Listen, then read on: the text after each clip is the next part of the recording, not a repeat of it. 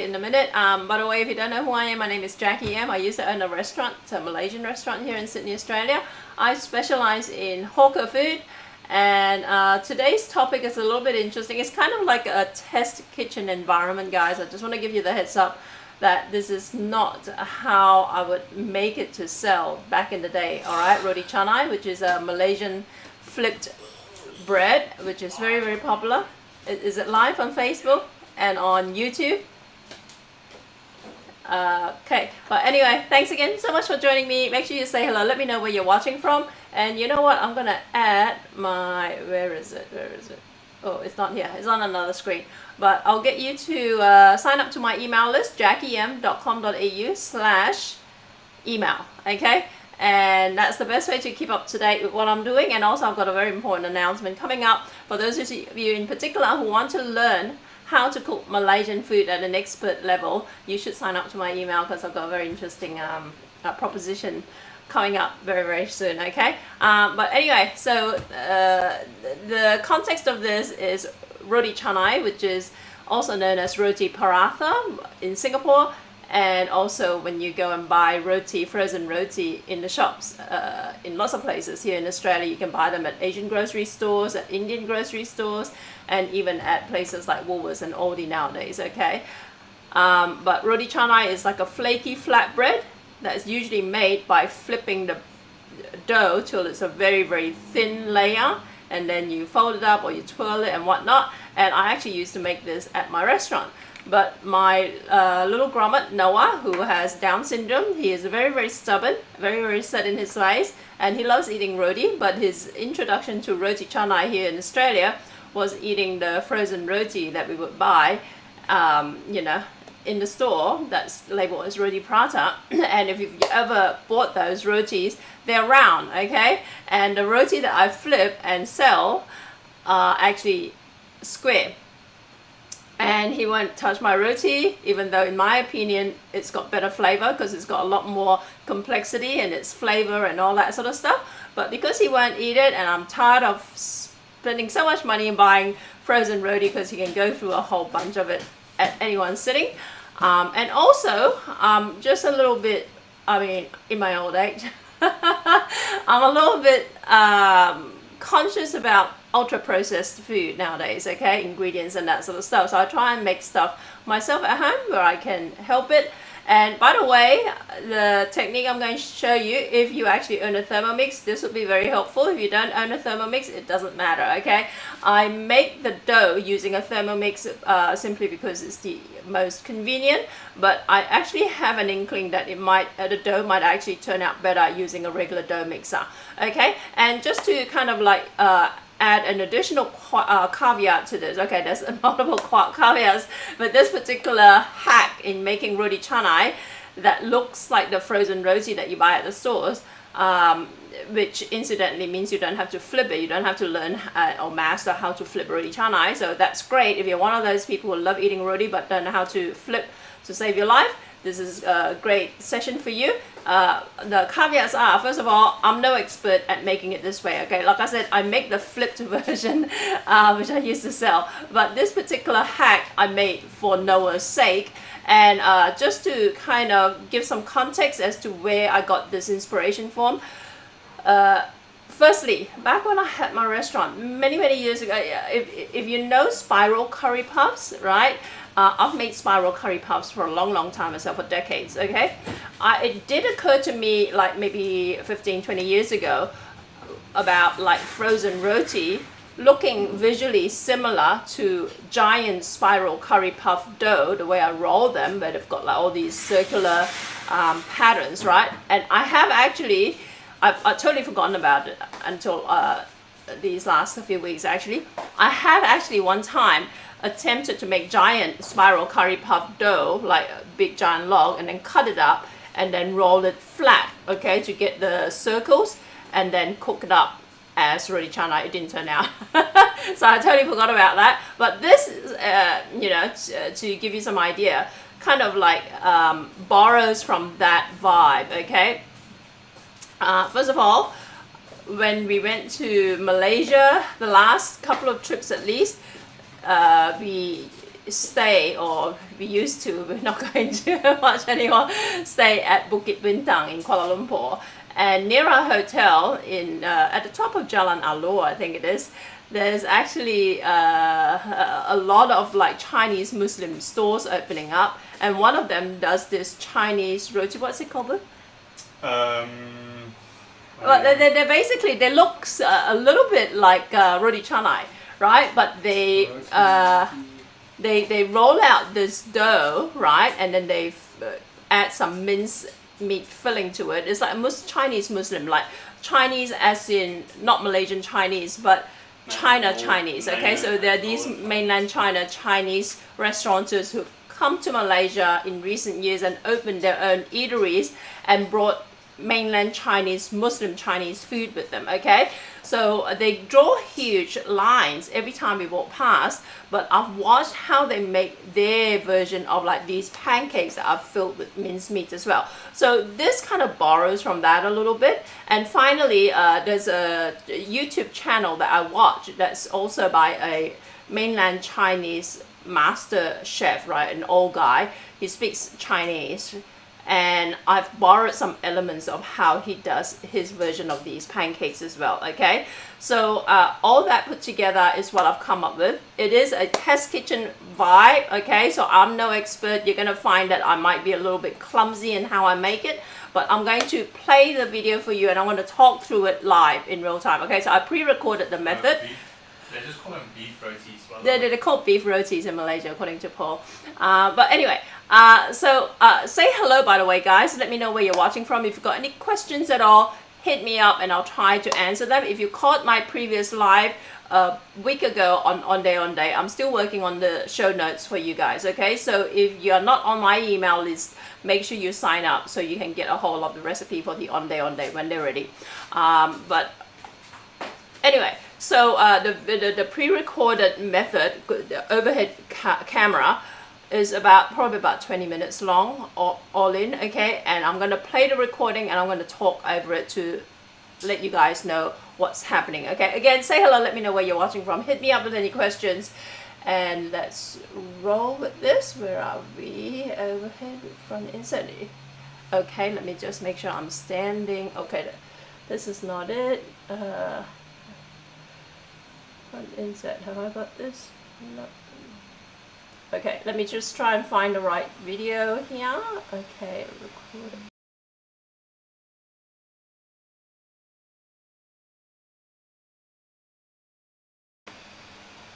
Overhead, no insert. Overhead with front insert. I was pretty sure I actually loaded the footage earlier.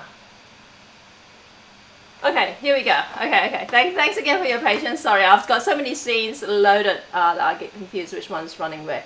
Okay, here we go. Let me turn off the volume. Okay, like I said, I am first of all making the dough. Here we go. And the dough, the recipe for the dough is different to my regular roti canai, flipped roti canai recipe. Okay, the reason it's different is I want to kind of cut down on kind of points of failure with this. So over the coming weeks and months and whatever, as I get more comfortable with the recipe, I'm going to try and tweak it to make it work. Right now, the flavor, in terms of flavoring, it doesn't have a lot. It's just got salt. Whereas my flipped roti canai recipe has condensed milk and whatnot in it. Okay, it's a little bit more interesting. So what I'm doing here is based on what I've learned from that other YouTube channel, which I will quote in my show notes.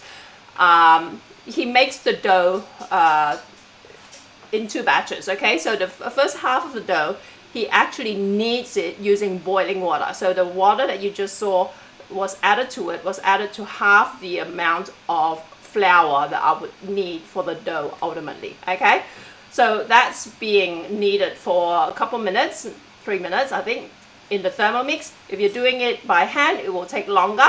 And this is what happens in the Thermomix. Okay, if you're doing it by hand, it will kind of come together. If you're doing it in a dough mixer, it will come together. In the Thermomix, because the Thermomix blade is a little bit different to your typical dough mixer blade. Okay, Thermomix blade goes one direction, back the other direction. I'm not yet convinced that kneading it using a Thermomix is the best for it, because usually when you're talking about elasticity of dough, when you're making Chinese noodles and you're making rotis and stuff like that, you want the dough, the gluten in the dough to be really elastic. And the way you would do it is actually for you to stretch it in one particular direction, okay? So this is a little bit counterintuitive, and maybe it works in spite of the fact that it's essentially, not following proper rules of kneading the dough and working the gluten in one particular direction, okay? Nonetheless, okay, so what I do after I make the first half of the dough using boiling water is I take it out and I finish it off by pulling it together, okay? No mention in the gentleman's video, as far as I can see, about letting it rest or anything like that yet, okay? If you know about making bread, the tangzhong, what do you call it, starter dough thing, usually they would say let it rest for like a day or whatever in the fridge. This one is just like one half of it using boiling hot water, the other half of it using boiling water, salt, and oil, okay? So that's what they do. Now with this particular recipe, I use oil in the dough. With my own Roti Canai recipe, I actually use ghee, okay? So that's another reason. But like I said, I want to cut down the points of failure because, I'll have time to experiment in future. Right now, I'm not stuffing around with the recipe too much, okay? So this is the second half of the dough, so 250 grams each half, right? So 250 grams and then water, oil and salt, and that's going to knead while I pull this bit together and try and form it a little bit better, okay? So that's just cold water. And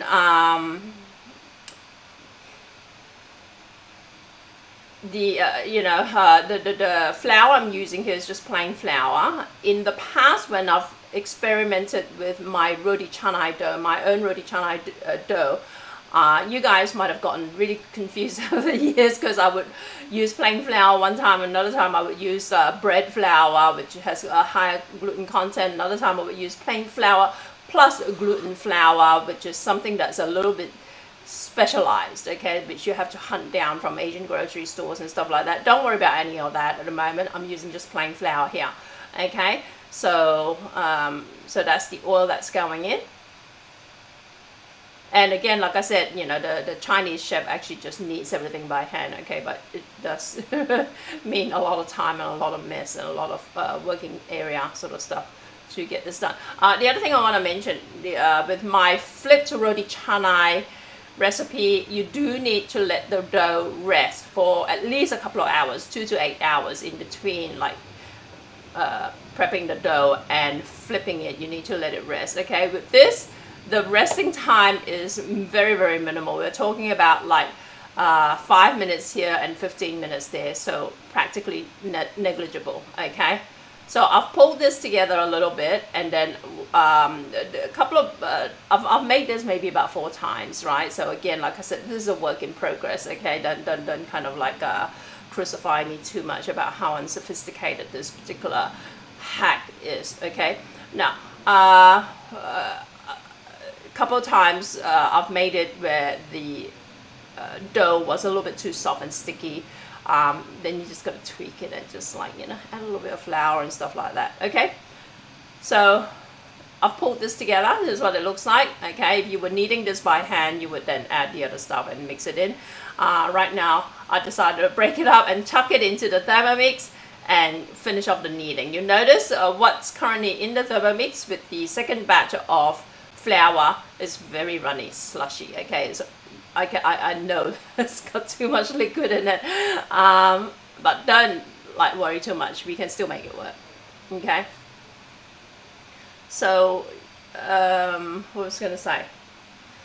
Yeah, so essentially what you want to do is this is about 500 grams of flour, and this will be enough to make 12 pieces of roti, okay, that are this size.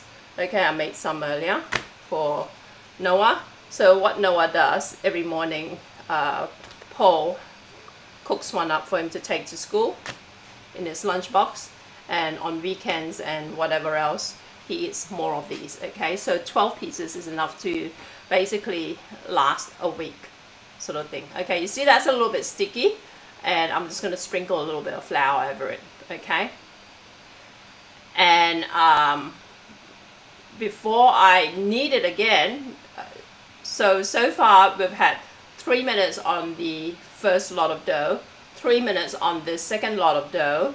Then we're gonna let it rest for 5 minutes, right? And then after 5 minutes of resting, we're gonna knead it again. Okay, so this is after resting 5 minutes, we're kneading it again.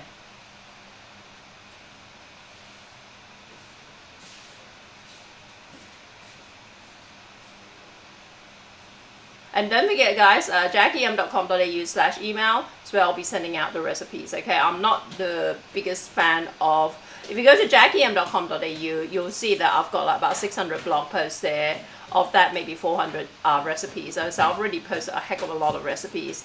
And in this day of like content farming and AI and whatever, I'm more inclined to actually share my recipes directly to you guys via email. Okay, I'm not saying that's the only way I'll do it, but that's kind of where I'm leaning. So if you want my recipes, you want to make sure you don't miss out, and you want to keep up when I go live, and you have any special requests about what you really want to learn, my email is probably the best way to reach me. Okay, you can try and reach me on social media, but I'm not. I've turned off all notifications on social media nowadays, so if you don't hear me reply to your messages, you'll know that's probably because I didn't see it. Okay, so this is what it looks like now, right after the second kneading or the third kneading, right? And we're gonna now divide it into 12 equal portions, right? Then we're gonna roll it and whatnot and cook it up and stuff like that. Okay, so let's have a look. This is still going. I want to make sure, because we had to, by the way, just full disclosure, this is actually stitched together from a couple of separate clips, okay? And I noticed this, okay, here we go. Paul is the guy behind the scenes who is my long-suffering video editor. Okay, I'll tell him at the last minute, oh, I'm not too happy with that one, you know, can you replace it with this and stuff like that. So but I don't get a chance to go back and watch it a lot of the time. All right, so we're taking this out.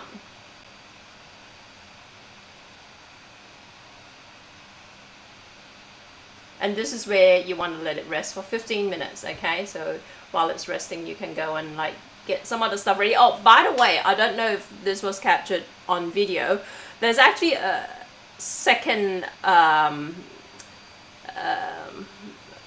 a second batch of flour plus oil mixture that you got to make. Okay, I'll share it in the recipe. I can't remember the ratio now, but essentially the Chinese gentleman, what he does with his, remember how I mentioned the spiral curry puffs? When I make spiral curry puffs, for those of you who know about spiral curry puffs, right, you need two different dough, what they call the water dough and the butter dough. Okay, so this is essentially the water dough component of it, right? Separately, remember how I told you I actually tried to make a giant like a spiral curry puff dough and then tried to fry it up like Roti Canai, and it didn't work like 20 years ago. The butter dough is what we need to replicate, but making it kind of like a spread as opposed to be like a firm dough, right? So it's not a dough, but the idea behind it is the same.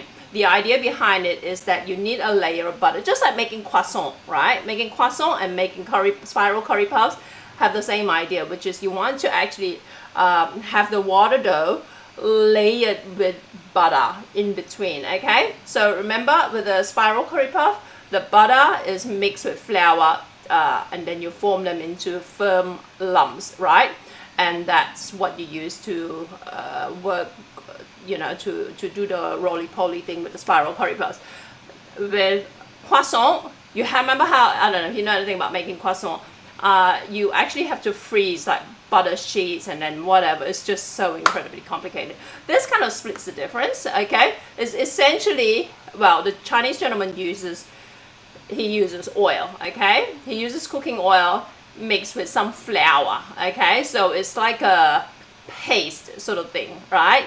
And then what he does is he uses a brush to brush it on these sheets that we're gonna roll these onto, right?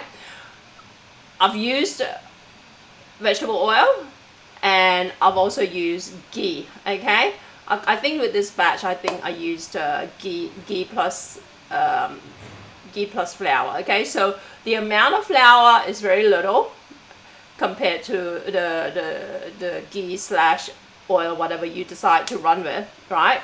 Unlike with making a spiral curry puff where you need enough flour to kind of like form them into malleable dough, okay? This, you're just actually making a paste, right, with oil plus flour or ghee plus flour or butter plus flour, okay?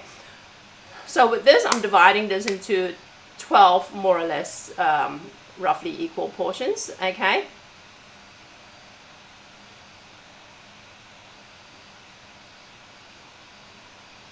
And the great thing about making your own, of course, again, like I said, is the lack of, you know, stuff that you don't want to go into your food, right? So if you buy frozen roti canai or whatever, you know, the type of oil they use, you know, may not align with what you're happy using in your kitchen, okay? I don't know why this is actually kind of freezing up a little bit. Hopefully no issues there. Okay, let's have a look. Please don't play up. Okay, let me just turn off some tabs on my browser. Okay, this thing is still freezing up. Let me just see if I can fast forward a little. Okay, here we go. Okay, better. Okay, so dividing them into 12 equal portions, and I'm just kind of rolling them and folding them into each other. And the screen is still freezing up. It's not me, it's the video. I don't know whether the render is a little bit whatever. Let me just try and close a couple more apps on my thingamajigger to see if it's a resource issue or whatever. Okay, but you get the idea. I'm basically rolling them out, and what you want to do with these dough is you just want to smooth out the edges sort of thing. Still freezing up. Okay, better. Okay, here we go.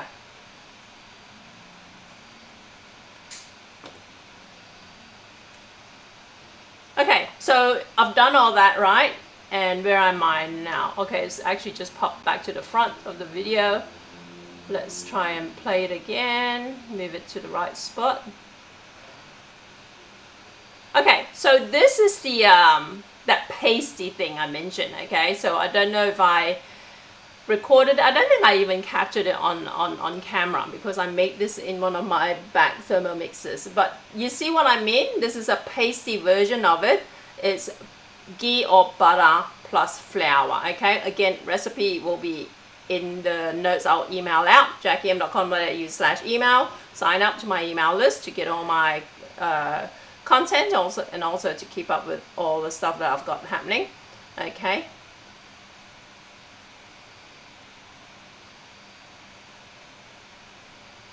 Okay, this could have been shortened. It's not easy to get it out of the Thermomix, you know, but of course you don't really need a Thermomix to do this. You can actually just chuck some oil or butter or like softened butter or ghee and then just chuck some flour and just stir it up, okay? But the idea is like you want to get it into a paste form. Here we go.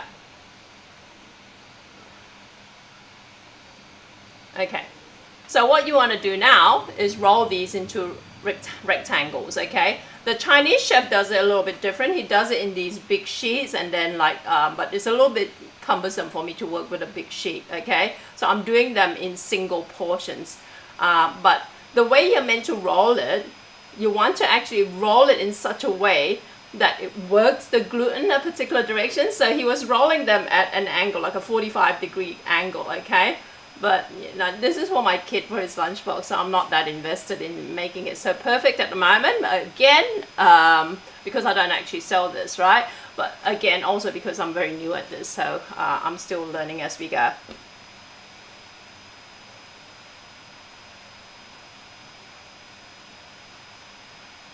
Okay, the thinner you can get it, the better, truthfully.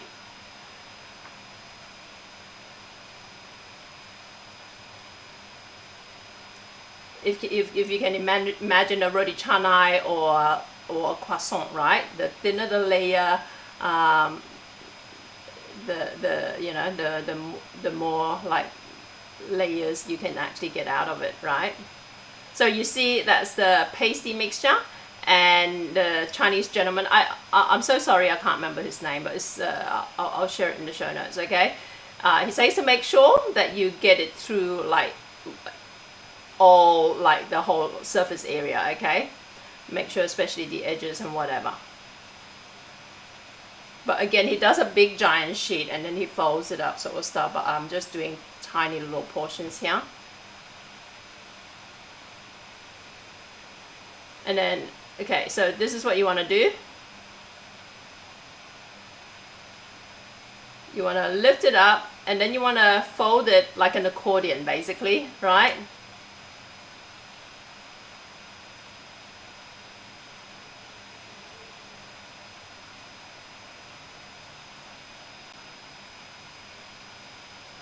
I'm sorry about the, I think it is a resource issue that the video is not playing very smoothly.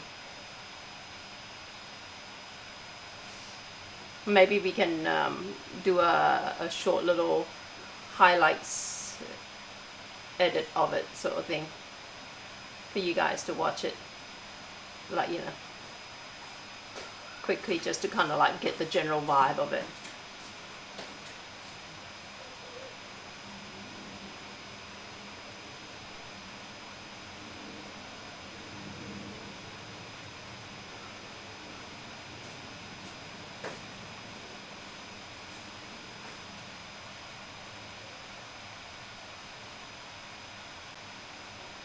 And stick around because there is a hack towards the end, okay? Because I want to show you what happens to it after it's rested. And the beauty about doing a small batch like this of 12 at the rate that I'm doing, which is like a bit finicky sort of stuff, is that by the time I finish all the balls, all the dough balls, and I go back to the first one and do the next step, it's actually rested enough for me to be able to do something a little bit funky with it, you know. So stick around to see what I mean, okay?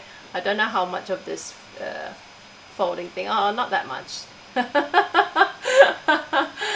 Okay, because, you know, when I record these, I record them like, you know, in real time, right? And sometimes Paul and I have different ideas about how long, how much footage to keep and how much to remove. I tend to err on the side of like, you know, don't bore people and just like whatever, and he tends to show as much as he can. Okay, but anyway, so I've done like 7 of them, and this is what happens after it's relaxed for a bit, okay? It actually stretches to about double the length, but you just kind of like grab the 2 ends of it and flip it, okay? And then you use your rolling pin to help it along, so don't worry about like squishing it or whatever. You're not going to ruin the vibe, okay? Now, this is the part where the Bukit Bintang people come in, okay? KL Bukit Bintang, roti, beef, or whatever it is, thing come in, okay? You roll it, roll it, roll it, roll it, roll it. And then at the end, you tuck it in. Okay? So there's yet 2 more steps after this, okay? So you repeat with the rest of them.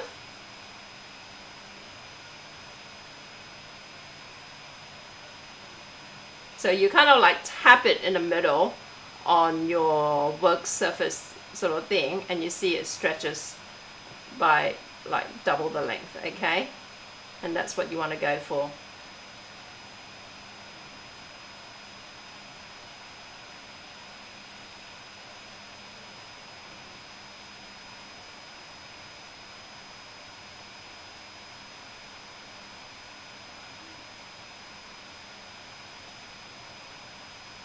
Okay, and again, at this point, it's very tense at the moment because gluten needs time to relax. By the time I've done 12 and I go back to the first one, it's relaxed enough that it allows me to roll it flat, okay, from the top down, okay?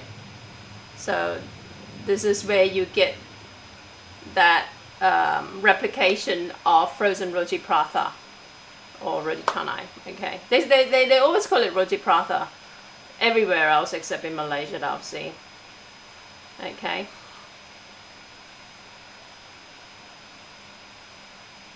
So this is where you want to roll it into a circle, okay, from the top down.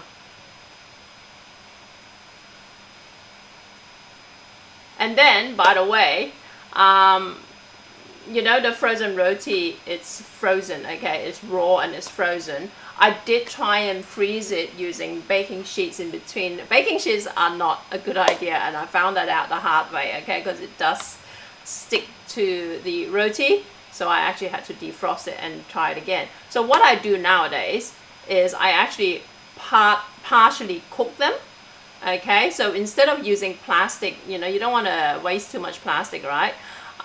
Instead of using plastic or whatever to line each, you know, to stick in between every single piece of these, it's just as easy for me to actually just pan fry it partially, okay?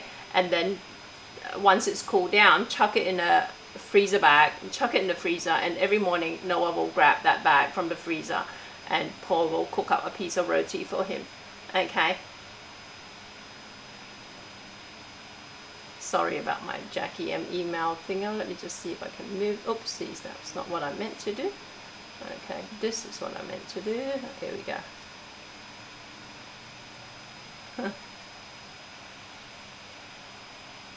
If you think of a smarter way to do this, let me know, alright? This is just my hack after realizing that Noah would only eat roti shaped this way, okay? And again, it's got no sugar, no like,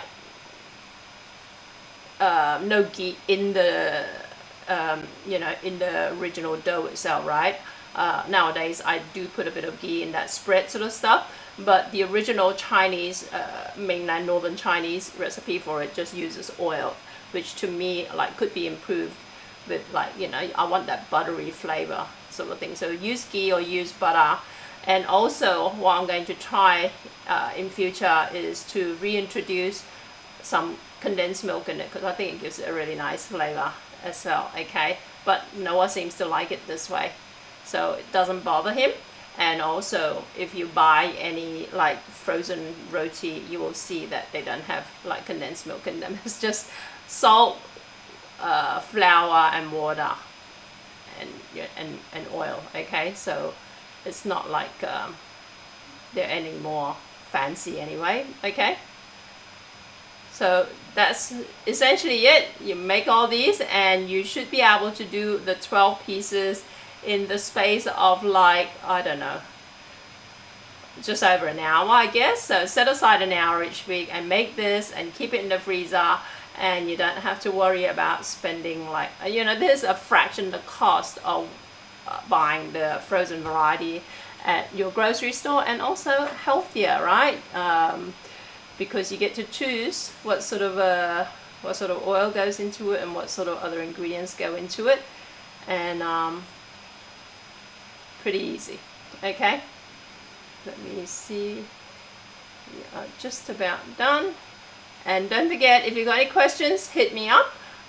Even if you're watching a replay of this, just tag me and I'll try and keep an eye out for any comments or questions or whatever, and I'll be happy to answer them for you. Thanks again very much for joining me, guys. Let me actually switch back to my original screen. Oh, actually, I want to show the final product. Okay, I've got a tiny little 5-second clip of like what it looks like at the end, so you can get an idea of how it looks. Okay, nearly there, nearly there.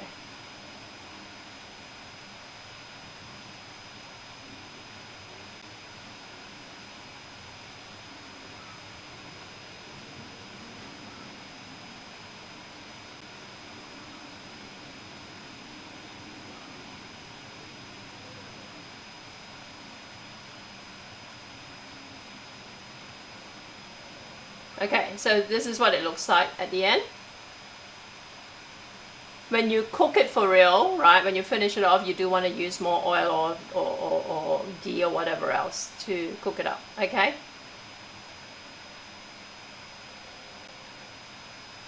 There you go. Okay, back to my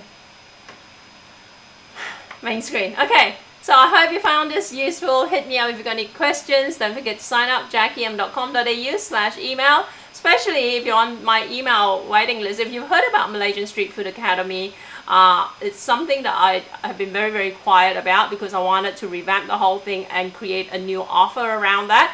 But what it is learning how to become a Malaysian, an expert in Malaysian cooking, specifically this time hawker food, right? Not just hawker food from my restaurant, okay?